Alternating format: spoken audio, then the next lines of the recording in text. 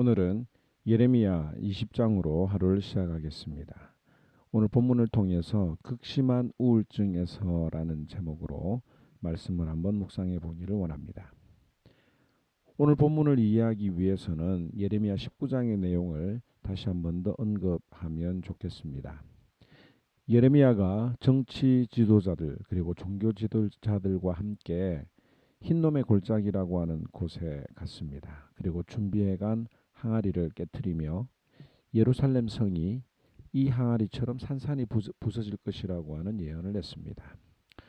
1절에 임멜의 아들 제사장 바스홀은 여호와의 성전의 총감독이라 그가 예레미야의 이 일 예언함을 들은지라고 말했습니다. 그런데 이 말을 들은 사람들의 반응은 어땠을까요?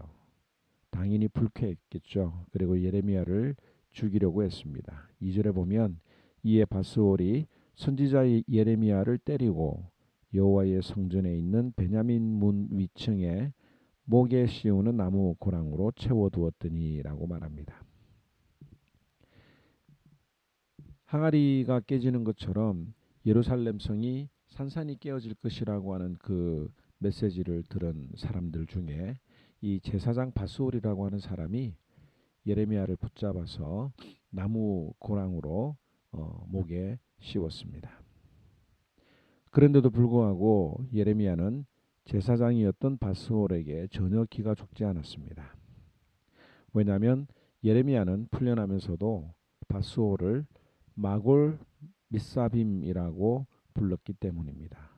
마골 미사빔은 사방의 두려움이라고 하는 뜻으로 앞으로 그가 사방에서 일어나는 모든 두려움들을 느끼게 될 것이라고 하는 예언적인 메시지였습니다.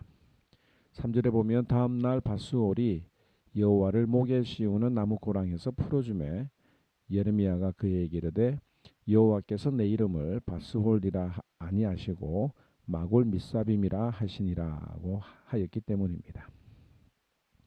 그리고 예레미야는 바스홀과 그의 가정이 바벨론에서 어떤 죽음을 당하게 될 것인지에 대해서 당당하게 선포를 했습니다. 이처럼 예레미야는 어려움 앞에서도 당당했고 또 하나님 앞에서 하나님의 말씀을 붙들고 잘 그의 사역을 감당하기도 했습니다. 그러나 그렇다고 해서 예레미야가 늘 긍정적인 태도를 보인 것은 아닙니다. 예레미야도 인간이었기 때문에 때로는 아주 극심한 두려움에 빠지기도 했고 때로는 자신의 출생을 저주할 만큼 심각한 우울증 증세를 보이기도 했습니다.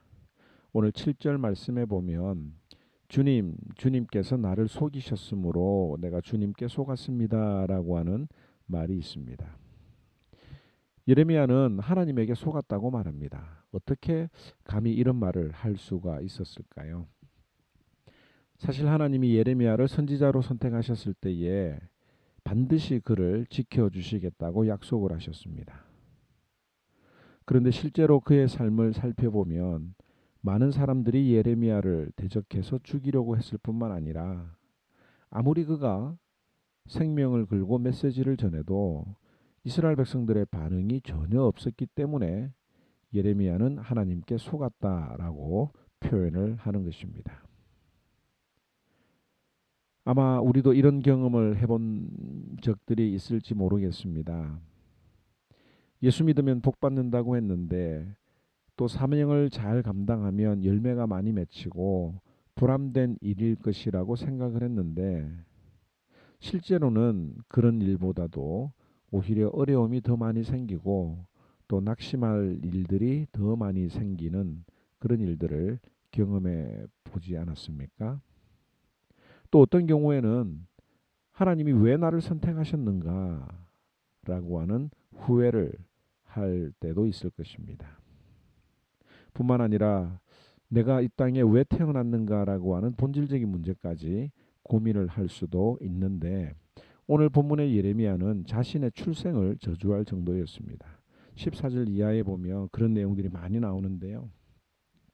내 생일이 저주를 받았더라면 나의 어머니가 나를 낳던 날이 복이 없었더라면 하고 말하면서 자신의 출생을 저주하고 있습니다. 신자들도 주님의 뜻대로 살다가 어려움과 고난을 받게 되면 정말 이런 생각까지 들게 되지요.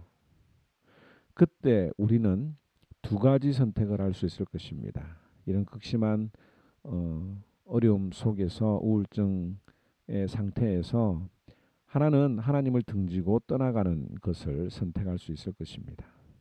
또 하나는 하나님을 다시 붙들고 나아가는 것이 되겠지요.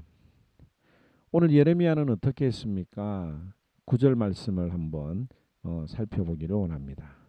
9절에 내가 다시는 여호와를 선포하지 아니하며 그의 이름으로 말하지 아니하리라 하면 나의 마음이 불붙는 것 같아서 골수에 사무치니 답답하여 견딜 수 없나이다. 내가 그동안에 하나님 앞에 속은 것 같아서 내가 아무리 이 예언적인 메시지를 전한다 하더라도 이스라엘 백성들이 전혀 반응을 하지 않기 때문에 내가 다시는 주님의 이름으로 말하지 않겠다라고 결심을 해보게 됩니다. 그런데 그렇게 아무리 결심을 해도 하나님의 말씀이 자신의 심장에서 불처럼 타올라서 뼛속까지 타들어가기 때문에 자신은 견디다 못해 하나님의 말씀 앞에 항복할 수밖에 없다고 고백을 하는 것입니다. 이것이 말씀의 힘입니다. 극심한 우울 앞에서도 절대 쓰러지지 않고 일어설 수 있는 힘은 바로 하나님의 말씀에게 있다는 것이죠. 목회를 하면서 신앙생활하면서 이런 예레미야의 마음을 여러 번 느끼게 됩니다. 아마 여러분들도 다 내려놓고 도망가고 싶은 마음이 일어날 때가 있을 것입니다. 그러나 그때 하나님께 기도하면 하나님의 말씀이 나를 다시 붙들어서 또 그 길을 걸어가게 하시고 지금까지 달려오게 하십니다. 뿐만 아니라 앞으로도 계속 하나님 앞에서 믿음의 길을 걸어가게 하실 것입니다. 이것이 신자들이 가지고 있는 영적 자존감의 회복이지요. 나는 또 쓰러질 수밖에 없지만 하나님은 반드시 해내신다고 하는 그것이 바로 믿음입니다. 11절을 이하에 보면 이런 예레미야의 고백이 있습니다. 그러하오나 여호와는 두려운 용사 같으시며 나와 함께 하심으로 나를 박해하는 자들이 넘어지고 이기지 못할 것이며 그들은 지혜롭게 행하지 못함으로 큰 치욕을 당하오리니 그 치욕은 길이 있지 못할 것이니이다. 하나님이 나와 함께 하신다라고 하는 것이죠. 또 그 하나님이 의인을 시험하사 그 패부와 심장을 보시는 만군의 여호와여 나의 사정을 주께 아래에 엇싸운즉 주께서 그들에게 보복하심을 나에게 보여주시옵소서. 여호와께 노래하라 너희는 여호와를 찬양하라 가난한 자의 생명을 행악자의 손에서 구원하셨음이니라. 혹 우리들이 신앙생활하면서 하나님의 말씀대로 순종하며 살아가다가 겪는 어려움들이 있습니까? 극심한 우울증에 걸릴 정도로 힘든 일들을 만날 때가 있습니까? 예레미야처럼 모든 것들을 다 내려놓고 싶은 마음이 들 때에 오늘 이 본문의 말씀을 다시 한 번 더 기억하면 좋겠습니다. 여호와는 용사이시며 나와 함께 하신다. 그리고 심장과 폐부를 감찰하시는 하나님이 나의 모든 것들을 다 갚아주실 것이다. 오늘도 이 말씀으로 우리 모든 성도들이 일어서서 우울함에 빠지지 않고 하나님의 말씀을 붙들고 또 하루를 살아가는 저와 여러분들이 되기를 바랍니다. 제20장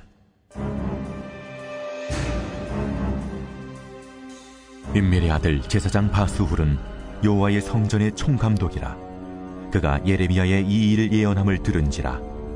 이에 바스훌이 선지자 예레미야를 때리고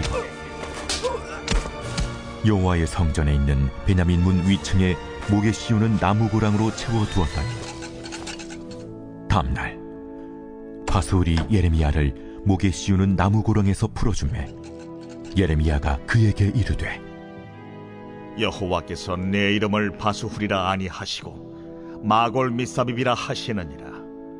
여호와께서 이와 같이 말씀하시되 보라 내가 너로 너와 네 모든 친구에게 두려움이 되게 하리니 그들이 그들의 원수들의 칼에 엎드려질 것이요 네 눈은 그것을 볼 것이며 내가 온 유다를 바벨론 왕의 손에 넘기리니 그가 그들을 사로잡아 바벨론으로 옮겨 칼로 죽이리라.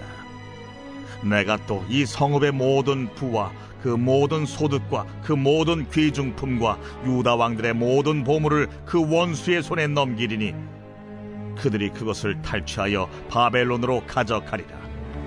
바수후라, 너와 네 집에 사는 모든 사람이 포로되어 옮겨지리니 내가 바벨론에 이르러 거기서 죽어 거기 묻힐 것이라. 너와 너의 거짓 예언을 들은 내 모든 친구도 그와 같으리라 하셨느니라. 여호와여, 주께서 나를 권유하심으로 내가 그 권유를 받았사오며 주께서 나보다 강하사 이기셨으므로 내가 조롱거리가 되니 사람마다 종일토록 나를 조롱하나이다. 내가 말할 때마다 외치며 파멸과 멸망을 선포함으로 여호와의 말씀으로 말미암아 내가 종일토록 치욕과 모욕거리가 됨이니이다. 내가 다시는 여호와를 선포하지 아니하며 그의 이름으로 말하지 아니하리라 하면 나의 마음이 불붙는 것 같아서 골수에 사무치 답답하여 견딜 수 없나이다. 나는 무리의 비방과 사방에 두려워함을 들었나이다. 그들이 이르기를 고소하라, 우리도 고소하리라 하오며 내 친한 봇도 다 내가 실족하기를 기다리며 그가 혹시 유혹을 받게 되면 우리가 그를 이기어 우리 원수를 갚자 하나이다. 그러하오나 여호와는 두려운 용사 같으시며 나와 함께 하심으로 나를 박해하는 자들이 넘어지고 이기지 못할 것이오며 그들은 지혜롭게 행하지 못함으로 큰 치욕을 당하오리니 그 치욕은 길이 잊지 못할 것이니이다. 의인을 시험하사 그 배부와 심장을 보시는 만군의 여호와여, 나의 사정을 주께 아뢰었사온즉 주께서 그들에게 보복하심을 나에게 보게 하옵소서. 여호와께 노래하라, 너희는 여호와를 찬양하라. 가난한 자의 생명을 행악자의 손에서 구원하셨음이니라.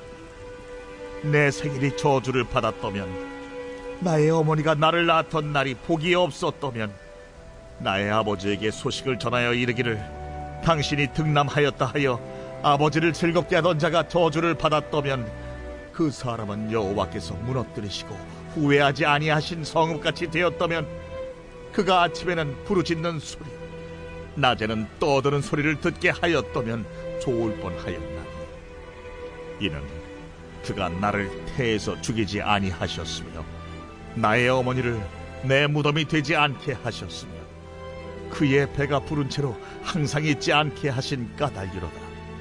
어찌하여 내가 태에서 나와서 고생과 슬픔을 보며 나의 날을 부끄러움으로 보내는고 하니라.